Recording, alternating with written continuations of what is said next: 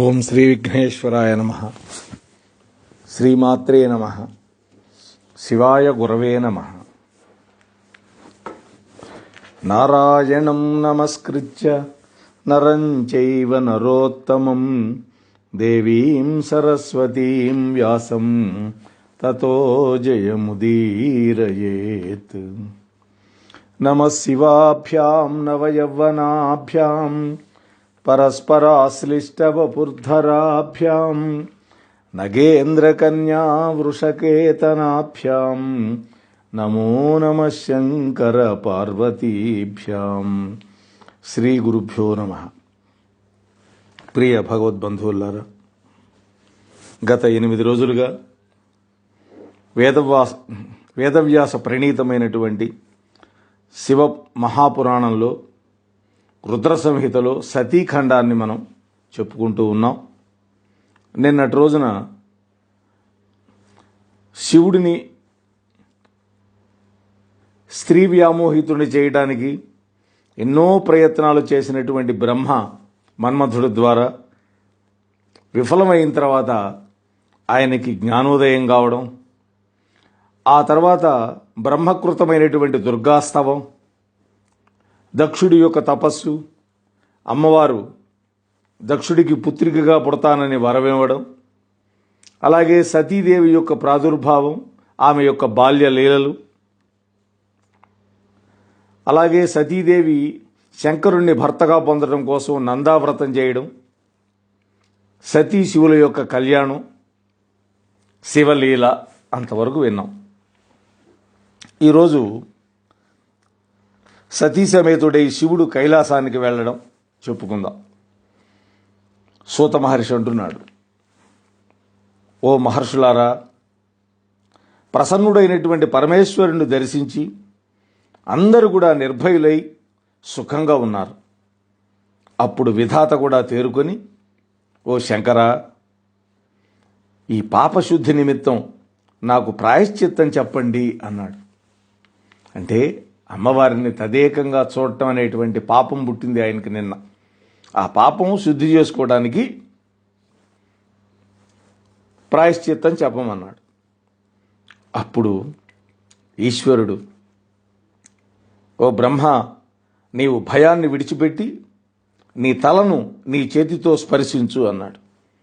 బ్రహ్మ అట్లాగే చేశాడు. వెంటనే అక్కడ వృషభవాహనుడైనటువంటి శివుడి యొక్క రూపం గోచరించింది. కమలాసనుడు సిగ్గుపడ్డాడు. అంటే బ్రహ్మదేవుడు సిగ్గుపడ్డాడు. అప్పుడు సుప్రసన్నుడునైనటువంటి చంద్రుడిలా ఉన్నాడు. ఓ వత్స, నేను అధిష్ఠించి ఉన్నటువంటి ఈ రూపంతోనే నా యొక్క ఆరాధన తత్పరుడువై తపస్సు చేయి. ఈ పైన లోకంలో నీవు రుద్రశిరస్కుడు అనేటువంటి పేరుతోటి ప్రఖ్యాతికి ఎక్కుతావు. ఈ వీర్యపతనం మానవుల యొక్క లక్షణం. కాబట్టి నీవు మనుష్యుడవై భూలోకంలో సంచరించు. నిన్ను దర్శించినటువంటి వాళ్ళు బ్రహ్మశిరస్సు మీద రుద్రుడున్నాడేమిటి అని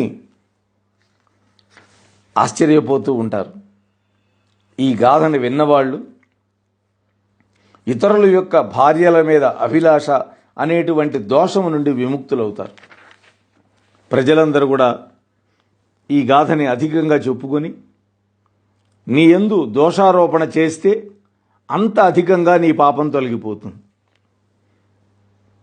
ఆ పాపం వాళ్ళకి సంక్రమిస్తుంది.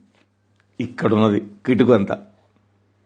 ఎవడైతే నీ మీద దోషారోపణ చేస్తారో నీ పాపం పోతుంది, కానీ ఆ దూషించిన పాపం వాళ్ళకి సంక్రమిస్తుంది. అలాగే నిన్ను పరిహసించినటువంటి వాళ్లకు కూడా అదే శిక్ష పడుతుంది. ఇదే నీకు ప్రాయశ్చిత్తం. నీ యొక్క రేతస్సు 4 బిందువులు భూమి మీద పడ్డాయి.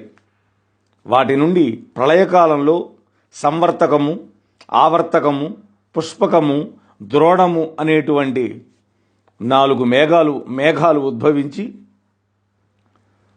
21 వారాలు కుంభవృష్టిగా కురిసి ప్రళయాన్ని సృష్టిస్తాయి. వాటినే ప్రళయమేఘాలు అంటారు, సంవర్తకాదులు. సంవర్తకము, ఆవర్తకము, పుష్పకము, ద్రోణము వాటి పేర్లు.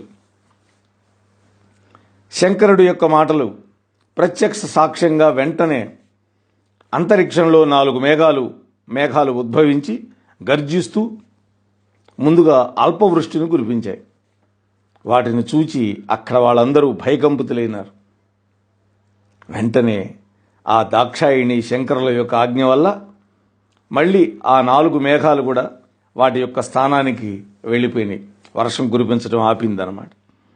ఆ తరువాత బ్రహ్మదేవుడు మిగిలినటువంటి వివాహ కర్మని పూర్తి చేయగానే శంకరుడు లోకగతిని అనుసరించి, ఓ పితామహ, ఆచార్యుడవై నా యొక్క వివాహ కర్మని బాగా నిర్వహించి చక్కగా పరిసమాప్తం చేశావు.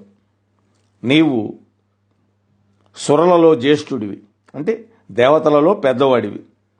ఎంత దుర్లభమైన దాన్ని అయినా కూడా నేను ఇస్తాను, దక్షిణగా నువ్వు కోరుకో. మన ఇంట్లో ఎవరైనా బ్రాహ్మణులు వచ్చి క్రతువు చేయిస్తే వాళ్ళు కోరినంత దక్షిణ ఇవ్వాలి.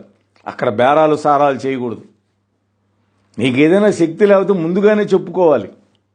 నీ ఇంటికి పిలిచేటప్పుడే ఇదిగో నేను ఇంత ఇవ్వగలుగుతాను అని చెప్పు. దానికి సమ్మతిస్తే వస్తాడు ఆయన. అప్పుడు నీ మీద దోషం ఉండదు అని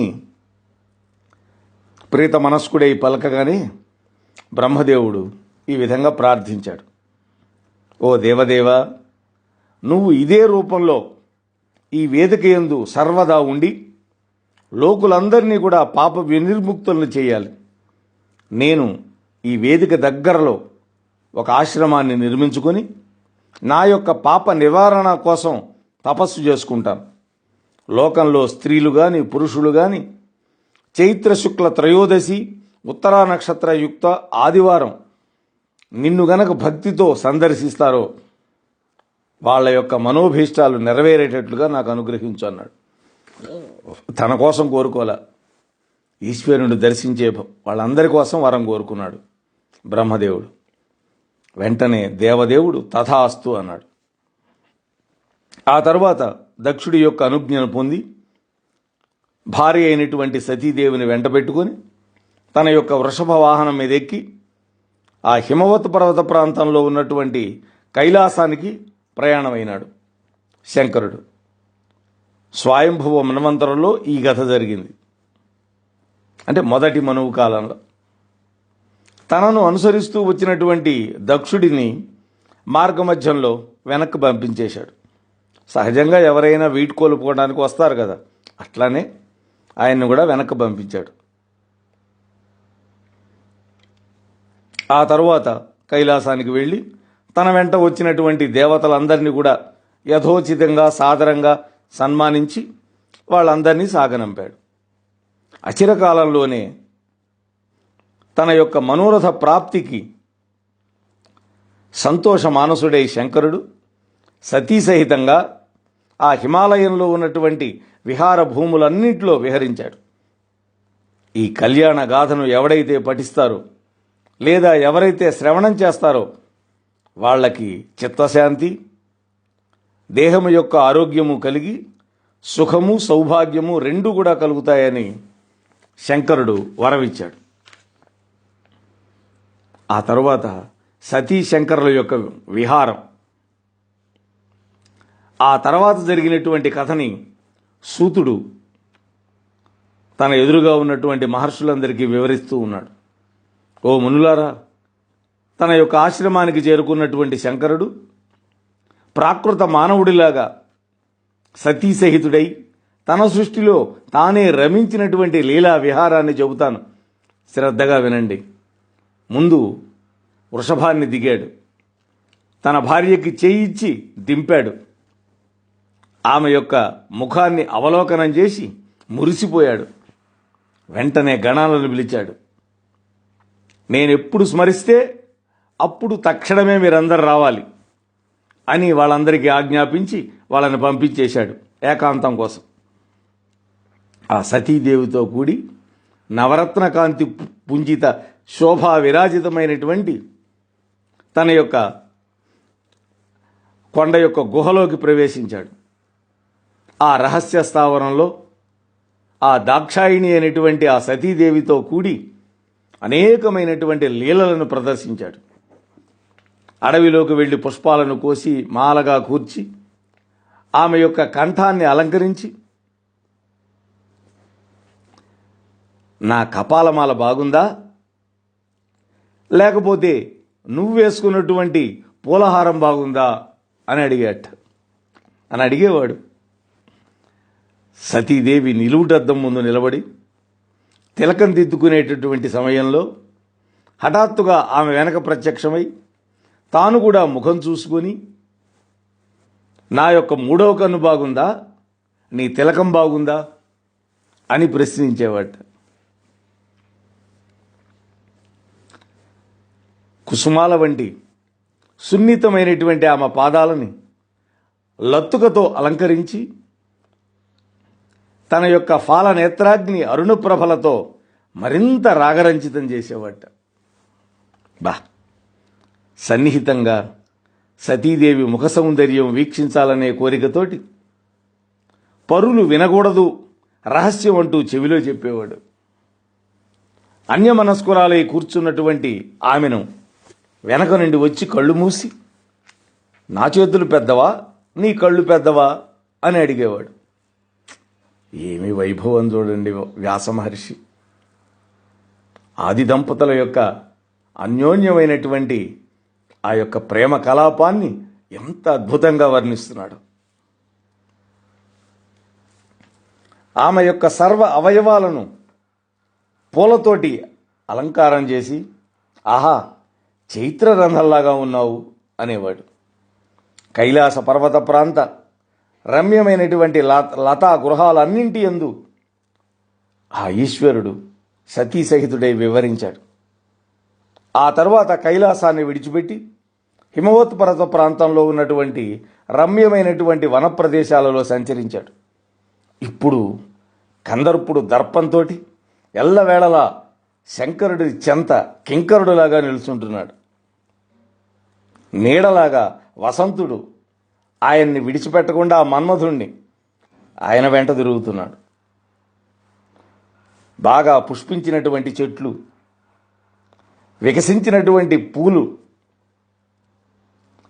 శోభిస్తూ ఉన్నటువంటి లతలు, బాగా వికసించి ఉన్నటువంటి పద్మ సంకీర్ణ నిర్మల జలపూర్ణ సరోవరాలు, సకల జన మోహనాకార మలయానిలం, ఎల్ల ఎడల వసంత వైభవమే వాళ్ళున్న చోట.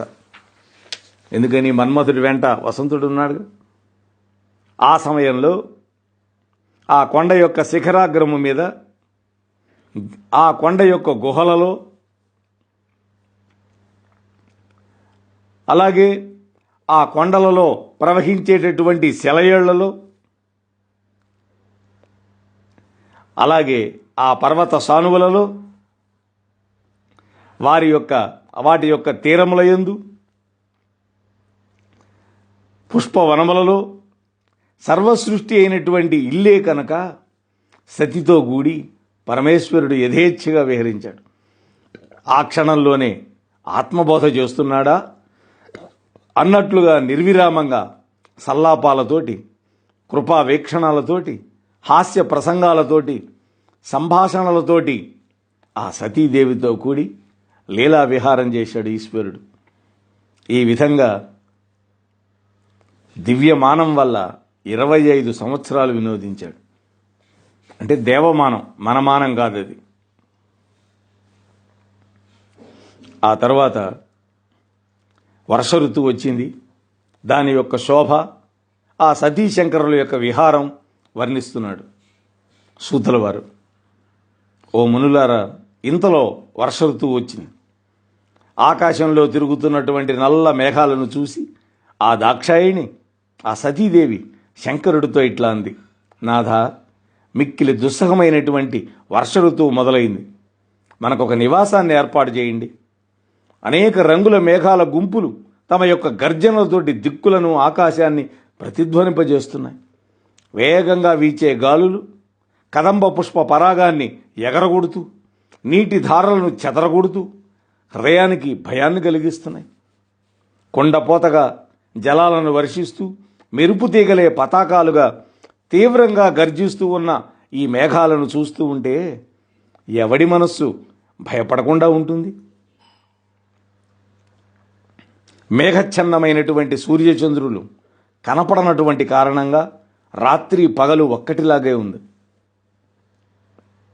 వాయు యొక్క సంచలిత కాలములైనటువంటి ఈ మేఘాలు అంటే వాయువు వల్ల మేఘాలు కదులుతున్నాయి. అలాంటి ఈ చంచలమైనటువంటి మేఘాలు చంచలమైనటువంటి లక్ష్మీదేవిలాగా ఒక్కచోట ఉండవు కదా.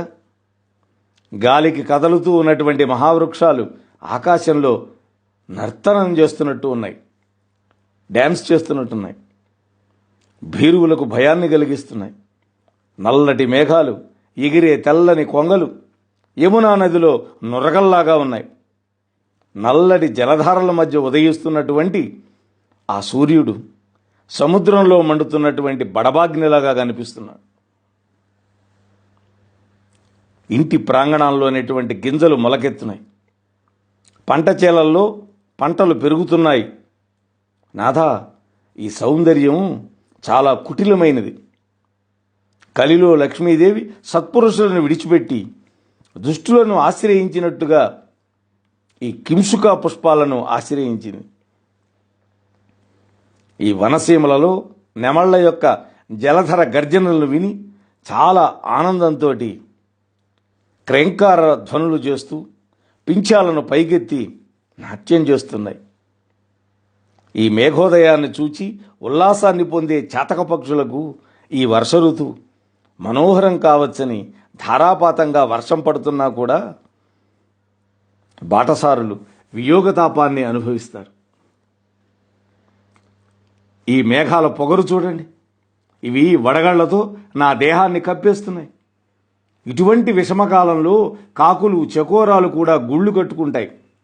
నాథా, కానీ మనకంటూ ఒక ఇల్లు లేదు కదా. ఎక్కడో ఒక చోట ఇల్లు కట్టే ప్రయత్నం చేయండి. ఇల్లు కోసం ఇన్ని మాటలు మాట్లాడింది అమ్మవారు. దాక్షాయణి పలికినటువంటి మాటలు విని తన శిరోభూషణమైనటువంటి చంద్రుడి యొక్క వెన్నెలకి మెరుగు పెట్టేటట్లుగా ఆ శివుడు మందహాసం చేసి, ఓ మనోహరి, ఇల్లు ఎక్కడ నిర్మించమంటావు? హిమాలయగిరి శిఖరాల మీదన? మేఘాలు వాటి సానువుల వరకే ఎగరగలుగుతాయి. పోని కైలాస పర్వతం మీద కట్టమంటావా? మేఘాలు ఆ పర్వతం యొక్క పాదాల వరకు మాత్రమే విహరించగలుగుతాయి. లేకపోతే మేరు పర్వతం శిఖరం మీద కట్టమంటావా? పుష్కరావర్తకాది మేఘాలు ఆ ఛాయలకు రాలేవు. వీటిలో దేని యందు నువ్వు నివాసం ఉండాలనుకుంటున్నావు చెప్పు అన్నాడు. ఆప్షన్లు ఇచ్చాడు శివుడు. హిమాలయ పర్వతాలైతే అక్కడ మందమారుతం వీస్తూ ఉంటే బంగారు రెక్కల పక్షులు ఎగురుతుంటాయి. శ్రవణపేయంగా కలకూజితాలు చేస్తుంటాయి ఆ పక్షులు. వాటితో గొంతు కలిపి నువ్వు కూడా పాడుకోవచ్చు. అక్కడి ఉండేటటువంటి సిద్ధాంగనులు స్వేచ్ఛా విహారం చేస్తూ ఉంటారు. నాగకన్యలు అలాగే కిన్నెర యువతులు ఆటపాటలలో నీకు సహాయంగా ఉంటారు. బహుశా నీ సౌందర్యాన్ని చూచి వారికి వాళ్ళ శరీరం మీద అనాదరం కలుగుతుందో ఏమో. గుణరూపాలలో అసమానమైనటువంటి హిమవంతుని యొక్క భార్య నీకు అనుకూలంగా ఉండి నిత్యం ఉల్లాసి అయి ఉంటుంది. ఆ కొండల రేడైనటువంటి హిమవంతుని యొక్క రాజధాని మహాశోభాయమానంగా ఉంటుంది. సిద్ధుల చేత సేవించబడుతుంది. అక్కడ సంతతము వసంత ఋతువే ఉంటుంది. అక్కడ చెట్లన్నీ కూడా కల్పవృక్షాలు. ఆ ప్రాంతం అంతా కూడా మహా ఉదారులు, పరమశాంతులు, తపోధనులైనటువంటి మహర్షులతోటి, యతులతోటి ఎప్పుడు కూడా శాంత గంభీరంగా ఉంటుంది. ఆ పర్వత సానువులన్నీ కూడా స్ఫటిక స్వర్ణ రత్న కాంతులతో, చిత్రమైనటువంటి రంగులతో నయనానందకరంగా ఉంటుంది. అక్కడ మానస సరోవరము మొదలైన అనేక సరస్సులు ఉన్నాయి. అక్కడ బంగారపు తూండ్లు గల పద్మాలు ఉన్నాయి. అవన్నీ తాబేళ్లు, మొసళ్ళు, వివిధమైనటువంటి జలచరాలతోటి చూడముచ్చటగా ఉంటాయి ఆ సరోవరాలు.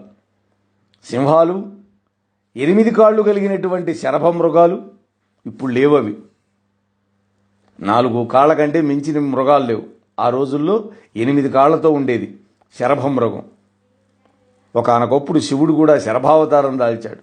అది మనకు ముందు ముందు వస్తాయి. మృగరూపం పురుష స్వభావం కలిగినటువంటి పురుష మృగాలు ఇంకా అనేకం ఉంటాయి ఆ హిమాలయ పర్వతాల్లో. కస్తూరి మృగాలు, చమరీ మృగాలు, ఇటువంటి అపురూప చతుష్పాద జంతువులు ఉన్నాయి. అలాగే కుంకుమ పువ్వు తోటలకు కొదవేం లేదు.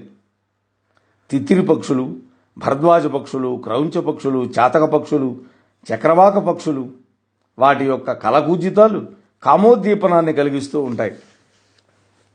ఇంద్రుడు, కుబేరుడు, యముడు, వరుణుడు, అగ్ని, నిరుతి, వాయుదేవుడు, ఈశానుల యొక్క రాజధానులన్నీ కూడా ఆ హిమాలయాల మీదే ఉన్నాయి. రంభ, ఊర్వశి, మేనకాది అప్సరస స్త్రీగణం అంతా కూడా నృత్యగాన విలాసాదులను నువ్వు నిత్యము చూడొచ్చు. లేదా కైలాసంలోని నివాసం ఏర్పాటు చేసుకుందామా? ఇది గుణాలలో మేటి అయినటువంటి మేరు కంటే కూడా గొప్పది కైలాసం. అలకాధిపతి అయినటువంటి కుబేరుడి యొక్క పట్టణానికి దగ్గరగా ఉంటుంది. అక్కడ ఆకాశగంగలో నిత్యము జలక్రీడలాడుకోవచ్చు.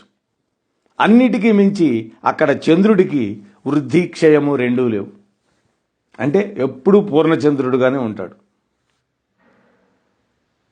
అక్కడ ఉండేటువంటి కొండ గుహల్లో సుస్వరంతో వేదగానం చేస్తూ ఉంటాయి.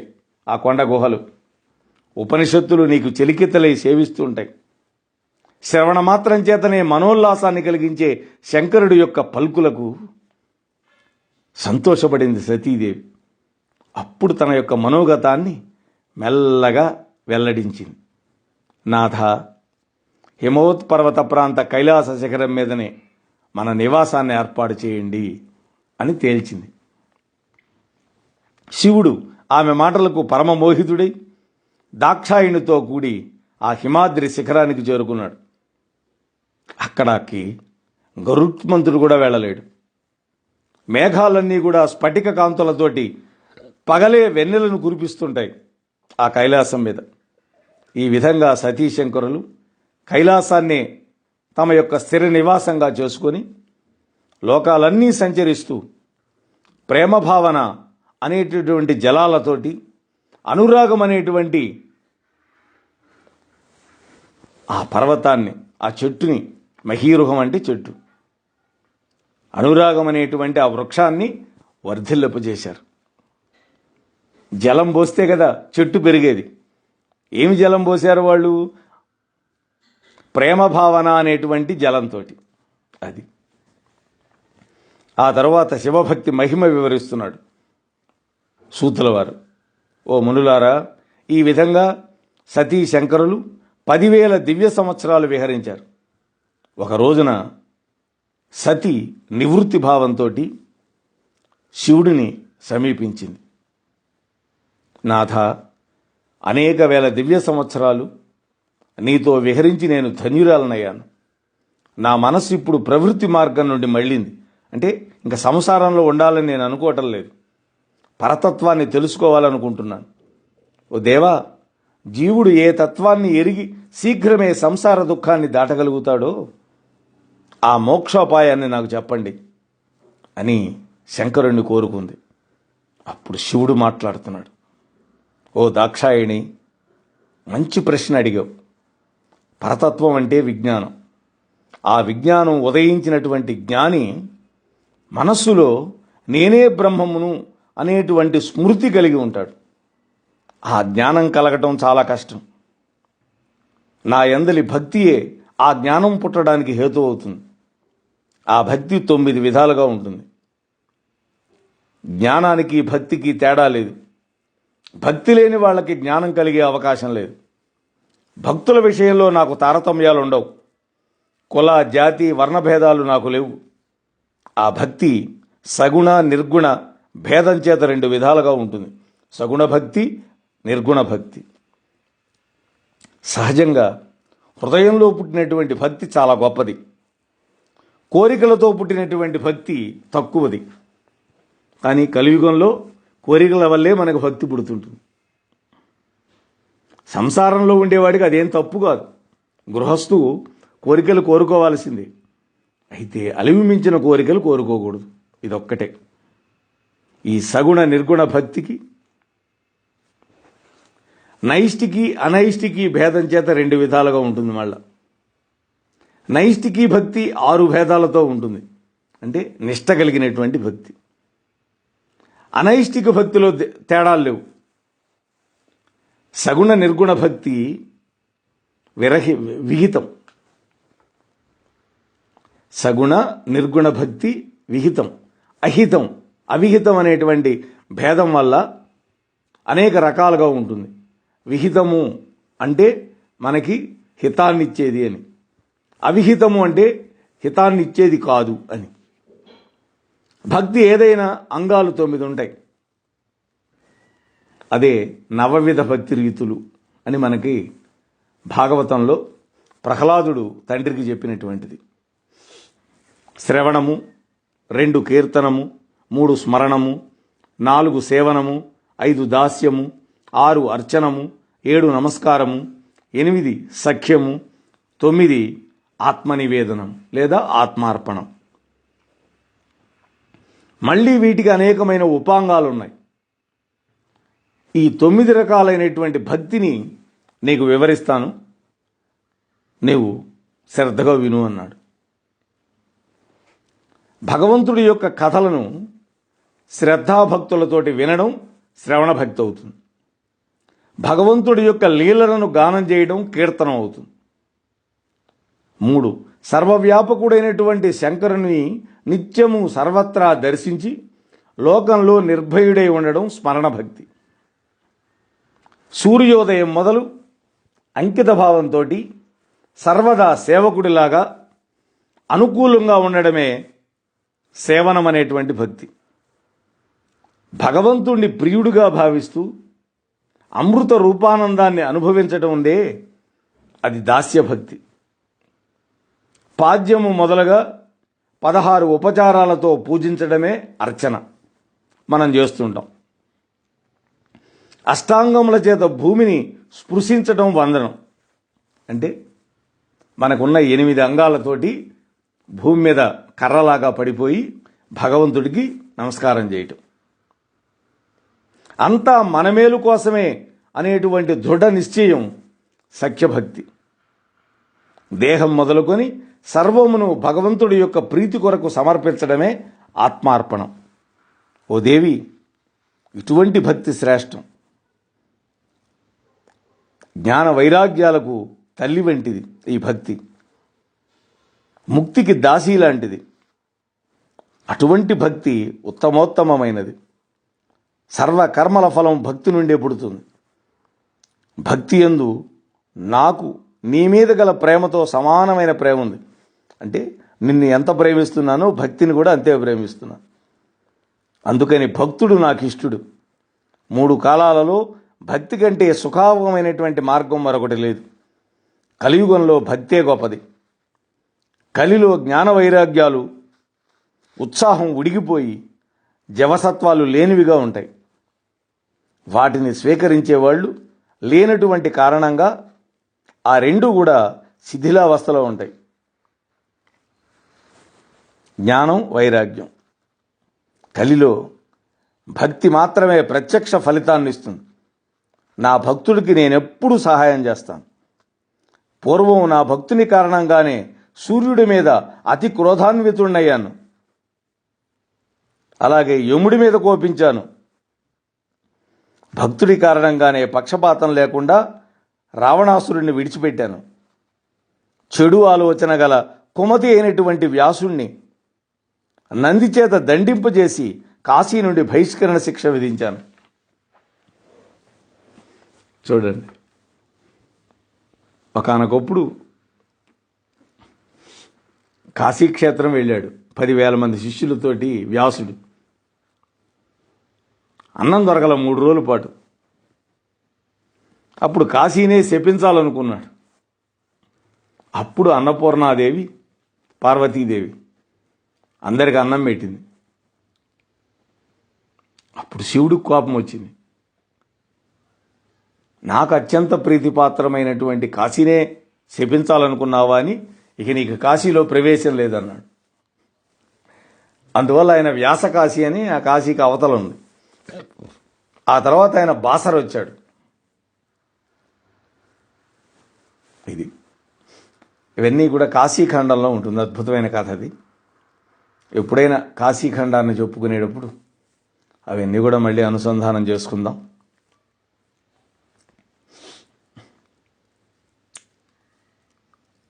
ఈ విధంగా శంకరుడు ఆ సతీదేవికి భక్తికి సంబంధించినటువంటి అన్ని విషయాలు బోధించాడు.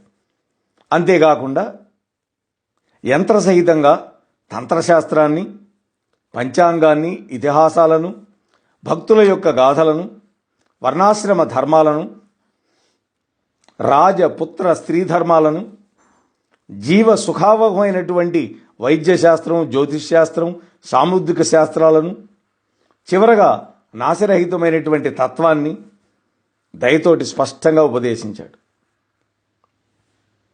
ఓ తపోధనులారా, ఒక రోజున సతీశివులు లీలగా త్రిలోక సంచారం చేస్తూ భూలోకంలో దండకారణ్య శోభను పరికిస్తూ ఉన్నారు. అదే సమయంలో సీతా వియోగంతో బాధపడుతూ ఉన్నటువంటి శ్రీరామచంద్ర ప్రభువు వాళ్ళకి దర్శనమిచ్చాడు. వెంటనే శంకరుడు ఆయనకు నమస్కారం చేసి తన యొక్క దర్శనాన్నిచ్చి జయా అని పలికి ఆశీర్వదించాడు. మోహనవాణి తెలుగు పోడ్కాస్ట్ ఛానల్ని లైక్, షేర్, సబ్స్క్రైబ్ చేయండి. ప్రక్కనున్న గంటను మ్రోగించండి.